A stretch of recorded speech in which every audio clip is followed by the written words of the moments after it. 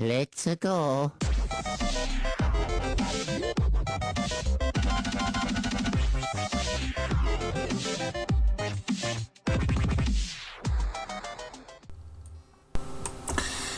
Yo, what's going on, guys? It's me, the Ninja Reviewer here, and welcome to my review of JoJo's Bizarre Adventure Diamond is Unbreakable, episode number, what was it? Oh, episode 31 review. Now, last week we had the introduction to Stray Cat, and I think we're probably going to see more of him, you know, probably near the future, closer to the end of Diamond is Unbreakable. But for now, we got SUPERFLY. Yo, SUPERFLY. By the way, what I loved about the translations this week, that we did not censor the name SUPERFLY, which I'm like, yes, fucking finally! I am so relieved we did not have to censor the fucking name for copyright reasons. They actually kept SUPERFLY, which I was actually really happy about this week's episode, that we did not have to change the translation for anything. I mean, then again, it's SUPERFLY. Just because it's named after a fucking song or a band, I mean, it's fucking SUPERFLY. You can use that shit for anything. I mean, I can understand Boys to Men, I can understand whatever, Wingle Boing, whatever, you know what I mean? Like, you know, I get those. Killer Queen, you know, I get those.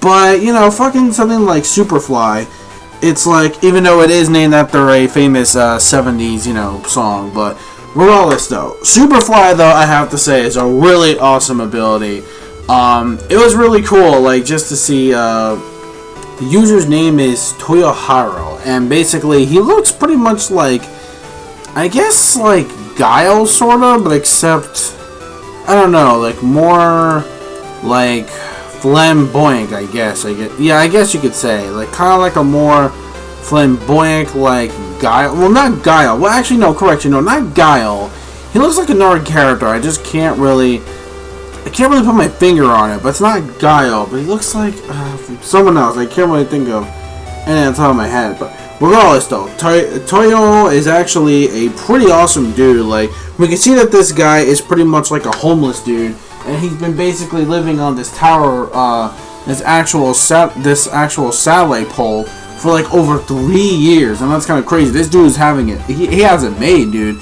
He has like a fucking TV there. He has like food and shit for days on end. It's like he doesn't really give a fuck. Like this guy actually has like the life right here. Well, not really the life, because it says that he hasn't touched the ground in so many years, but it looks like, you know, that's not going to be the case, because for some reason he actually wanted to leave, but for some reason it just won't let him leave the actual it won't let him leave the actual satellite, because he actually did want to leave, but, you know, he's always been stuck there for so many years. So, you know, it's pretty crazy how this guy really wants to leave, but he's just stuck permanently. He just can't really, the problem is he can't really leave. That's the problem, because his stand is just, you know, separate. It's one big fucking satellite pole, which is the only problem. So, or station pole, whatever it's called. So, basically, that's why he's basically there, you know, making himself a living and whatnot. So this actually makes Toyohiro like a really interesting character, because we actually get to see him on why he's just so obsessed of not touching the ground, or haven't touched the ground in 3 years. So we can actually see that, though, especially if you get trapped within that stand and your body becomes like a metal Terminator thingamabob. Which, by the way, I really did like the whole Josuke Terminator effect. That shit was actually pretty dope. I'm actually not gonna lie. By the way, since we saw SUPERFLY and Toyohiro and, you know, this episode, I wonder if we're actually going to get him in the opening next week. We probably did, because we actually see the motherfucker's goddamn little tiny fucking feet, and they don't show them, and they scroll right to what's her face, MILF, yeah, you know her. So basically, yeah, so I'm really hoping we do get to see him in the opening, like actually show him.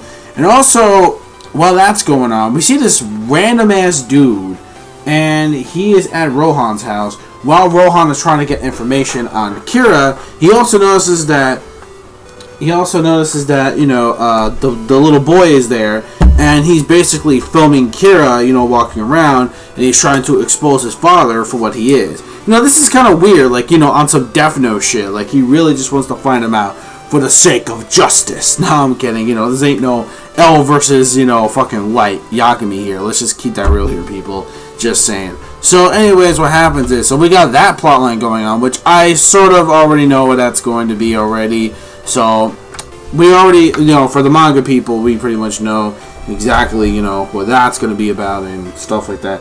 So, yeah. So, we already know who the fuck that stand user is, or not stand. Oh, wait, fuck. I think I already spoiled that shit. Well, you can obviously tell this dude has to be some kind of stand user. Well, you'll find out why in the next episode. I apologize for that little spoiler, but you'll find out why. Anyways, though, enough about that, though. So, when it comes to this episode in general, the pacing was fine for what it is. I did actually like, you know, the little fight thing going on, but it's not really a stand that's, like, completely fucking powerful, like, you know what I mean? Like, it's not like, you know, an OP stand. It's not like a stand that's impossible to defeat. It looks pretty, like, not too impossibly insane to beat. Like, it's not really, like, OP or anything like that. The stand seems kind of like, I mean, it's not, like, completely useless, but what's the whole point if you're only in one fucking place? Like, there's really no point. Like, there's really no other place for you to go except you're still stuck in that fucking thing. Unless they defeat your stand. And if they defeat your stand or just kill it off for good, then the stand user, you know, dies along with it. You know, which makes sense. And meanwhile, then we also get back into Mikitaka in this episode, and him trying to prove to the guys, like, look guys, for reals, I am an alien and whatnot. Like, this isn't no bullshit. This actually is me. So basically, you know, Akiyosaka wanted him to transform into some dynamite, but that didn't really work. So he was actually able to blend into the objects and actually trick Toyohiro, like, in his own game, and he actually kind of screwed him over at first on him trying to hang on to the thing by trying to knock him off, like, the ledge, but that didn't really work. So the whole metal Terminator effect thing was actually pretty cool, but deep down, it's not like the most powerful stand out there, like, you know what I mean? It's not really the most powerful stand, and from what I heard, you know, the other one that they're going to face next time isn't that strong either, or maybe as strong, but that again, you know, we'll see about that. We'll see. You'll see what I mean. So, yeah, so when it comes to this actual stand user in general, it is interesting that he can't really lead the spot, but again, it just seems kind of useless because what's the whole point? Because it's like a territory zone. Like, the dude can't lead, like, at all. Like, you know, it's very hard for this guy to even use the fucking toilet. Like, dude, we actually saw him had to actually put access to, like, a line within it, like some kind of like access line, or actually hook up something to make it like a toilet, and he can, like, pee or take a shit in there, and it'll travel, like, on, like, the ground, the grass. So, yeah, and I also really like Mikitaki's appearance in this episode as well. It was actually pretty cool, so definitely really like that as well. So, yeah, so when it comes to this episode of JoJo's Bizarre Adventure, or of Diamond's Unbreakable, I should say, it's pretty damn good. I actually really enjoyed it, and it really did, like, I really did like the whole cliffhanger it left us in this episode, because we actually get to see, you know, the son is like, I am gonna find you out who you are, father. So, you know, stuff like that was actually pretty good.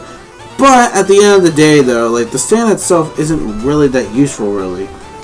So, I mean, maybe in the next episode we'll see kind of more intact on what it is. But if you really can't go anywhere with this stand, what's really the whole point? Unless you just get into the exact territory. Like, who the fuck is really gonna know that? Like, honestly. So, to be honest with you, it's not the most, like, effective stand, but it is pretty interesting, and the creativity does actually work. However, though, I'm just not a big fan of it just staying in that one direction.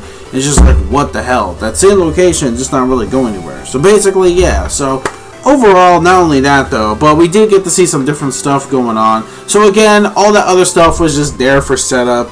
And I don't know why they decided to show it between this. They could have just finished off most of the stuff with SUPERFLY, but I guess they are saving that for 2 parts. So yeah, overall I'm going to give the episode a 4 out of 5. My favorite bits were the actual Terminator selves of, like, Ukiyosako and Josuke. Especially Josuke, because he actually almost did look like, oh, I know, there for a second, which I thought was actually pretty cool. So yeah, overall though, I think that was actually a pretty solid episode. I Toyosa's design. It looks pretty cool. I mean, it's weird. It's not like Giles, but... Or not Giles, ROHAN'S, but it's like, it's really fucking... I don't know how to describe it. Like, it looks like like someone who joins the army, but it's like, I don't know. I mean, I guess it's like a sergeant commander or something like that. I don't know, or someone from like a G.I. Joe or some shit. That's my only guess. But let me know your thoughts in the comment section below this episode. I'll see you guys next week for episode 32. Really want to see how this conclusion is actually going to play out, and maybe I guess the whatever dude is out there that's basically. And also, there's some other stand user, I believe. I forgot about that too. So again, it was just basically more setup for things to come, which was basically, you know, just Josuke, and not Josuke, Josuke's mother, and etc. And then of course we got the Rohan stuff as well. So basically, all that was just like, you know, padding all over the place. So that's why I gave it a 4 out of 5. So let me know your thoughts in the comment section below. I mean, it wasn't like the most craziest episode, but it was pretty interesting regardless. So yeah, again, I'll see you guys next week for episode 32. So once again, peace, soul, love, chicken grease, and the sky's the limit. And manga fans, keep supporting what you read and what you watch. Also rate, comment, and subscribe. Hit the thumbs up button to show some support. I really appreciate that. And yeah, that's pretty much it. So I'll talk to you guys next week for episode 32. Bye bye.